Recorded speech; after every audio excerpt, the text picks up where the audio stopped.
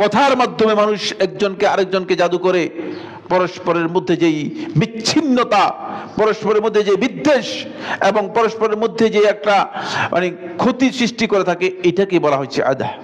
সুতরাং এটাও এক প্রকারের জাদু এবং এটাও ইসলামী শরীয়তের মধ্যে গর্হিত কাজ।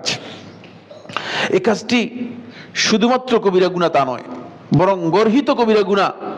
ফলে যারা এই কাজে লিপ্ত হবে, আল্লাহ রাব্বুল আলামিন কবরের মধ্যেই আযাব দিবেন, কবরে তাদের আযাব হবে এবং আখিরাতেও তাদের কঠিন আযাব হবে।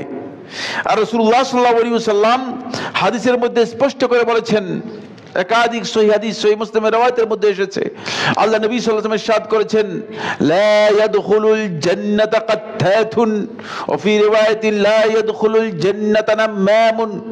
এই চগলখোর ব্যক্তি, যেই ব্যক্তি একজনের কথা আরেকজনের কাছে নিয়ে লাগিয়ে দেয় এবং এই কাজ করে, সে জান্নাতে প্রবেশ করতে পারবে না। একেবারে স্পষ্ট আল্লাহ রাসূল সাল্লাল্লাহু আলাইহি ওয়াসাল্লাম সহিহ হাদিসের মধ্যে এই বিষয়ে বলেছেন।